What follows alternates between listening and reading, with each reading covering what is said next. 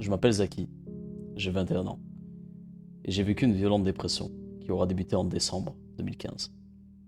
Je souhaite dans cette vidéo partager avec vous quelques morceaux de ce cauchemar qui aura duré plus de 6 ans maintenant. Un cauchemar qui aura détruit toute mon adolescence. La tristesse, le vide, la solitude. Ce sont des sentiments que nous avons tous ressentis, pour des raisons différentes, et des sentiments auxquels nous avons tous été les spectateurs, que ce soit dans des films, des séries, des animés ou encore des jeux vidéo.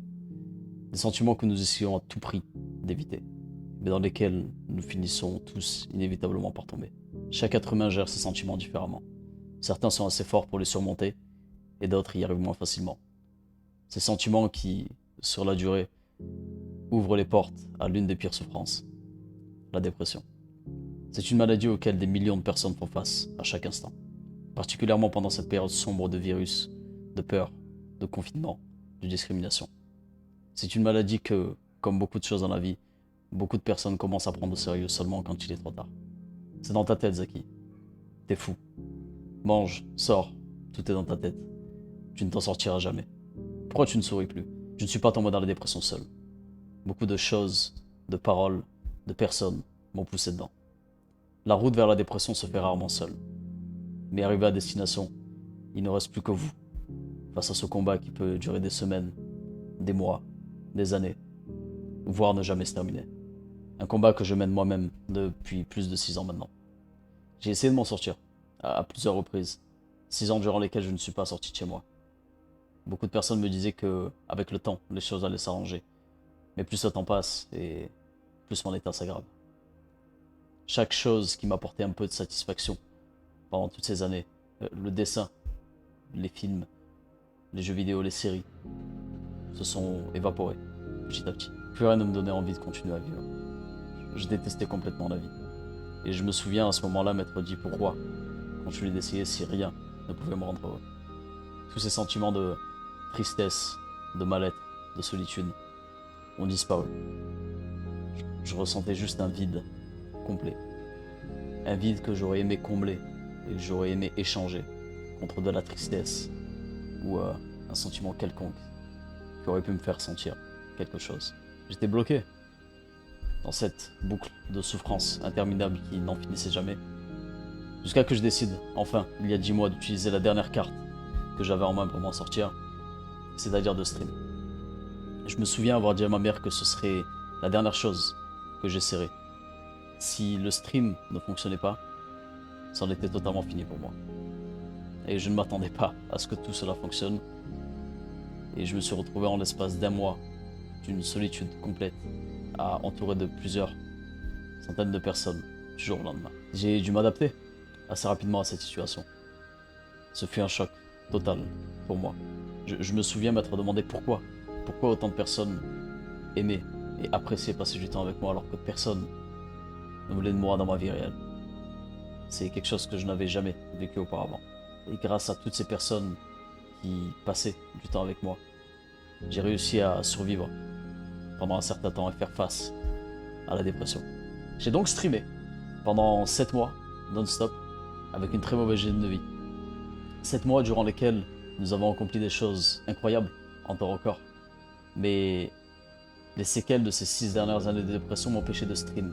Comme je sais, c'était hors de question pour moi de laisser tomber le stream et de laisser mon état physique m'empêcher de faire la seule chose qui me permettait de faire face à cette dépression. Sans le stream, c'en était fini pour moi. Dormir, respirer, sourire devenait de plus en plus difficile, jusqu'au jour où mon corps et mon cerveau ne supportaient plus ce rythme de vie. Stream était devenu une torture pour moi, mais une obligation. Je streamais avec ce masque car c'était la chose à faire pour les enfants malades et pour toutes les personnes de cette communauté qui dépendaient du stream pour passer un bon moment pendant ce confinement. Et ne serait-ce que pendant un instant s'évader des problèmes de la vie réelle. Et c'est donc à ce moment-là que j'ai trouvé une nouvelle raison de stream. Non pas pour m'aider moi, mais pour aider d'autres personnes à retrouver le sourire et passer un bon moment. Je savais pas où est-ce que je voulais en venir exactement, en me faisant souffrir autant. Ma vie derrière la caméra était un enfer absolu. J'avais, pour une fois de ma vie, réussi à accomplir quelque chose d'important. Quelque chose qui me permettait de me sentir utile, qui me permettait d'offrir des cadeaux aux personnes qui me sont chères et de me donner la sensation d'être aimé, d'avancer. Mais j'étais aveuglé par tout ça, justement. Et il fallait absolument que je trouve une solution pour me sortir de cette spirale et que j'arrive à me créer une vie dans la vie réelle. Mais j'étais épuisé, à bout de souffle. Je n'avais plus aucune envie de me battre. J'étais complètement dévasté. Je ne savais plus quoi penser, quoi faire, ni à qui parler. J'étais loin de ce monde dans lequel nous vivons tous. Emprisonné dans mon cerveau, la dépression avait une nouvelle fois de plus gagné son combat. Et j'étais pour la première fois de ma vie, cette fois-ci en train de mener un combat contre moi-même. J'ai dû, après un violent burn-out en plein stream, prendre la décision de prendre une pause de stream. Les 3 derniers mois furent certainement les mois les plus sombres de ma vie et les plus compliqués à supporter. Après avoir décidé de prendre cette pause, j'étais persuadé que j'étais totalement irrécupérable, sur le point d'en finir, totalement. Dormir était la seule chose qui me permettait de ne plus souffrir et d'arrêter de ressentir le mal-être que je ressentais chaque jour. Je me réveillais au bout de 30 minutes de sommeil, chaque nuit, constamment, avec des moments de panique, de tremblement violents, qui m'empêchaient de me rendormir. Et j'en pouvais plus. Jusqu'au jour où j'ai eu un déclic. Après une nuit agitée, pleine de réveils en panique et d'angoisse, j'ai eu un déclic. Et je me suis rendu compte que j'ai eu tort de penser que j'étais seul. Toutes ces personnes qui, pendant tout ce temps, ont continué à croire en moi alors que je me suis totalement laissé tomber. Toutes ces personnes qui sont restées à mes côtés alors que tout espoir était perdu pour moi. Ma mère et bien d'autres personnes qui se reconnaîtront certainement en regardant cette vidéo. Je les remercie. Je les remercie du fond du cœur parce que sans ces personnes,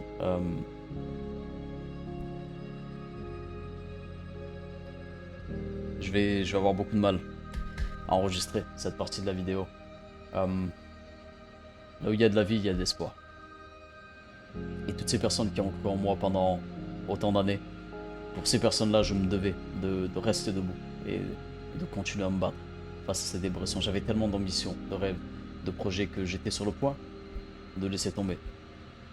Toutes ces personnes qui ont réussi à faire quelque chose dont j'étais incapable, c'est-à-dire de croire en moi, je me devais de rester debout, de rester en vie, de survivre, de continuer à combattre face à cette dépression, de trouver un sens à ma vie.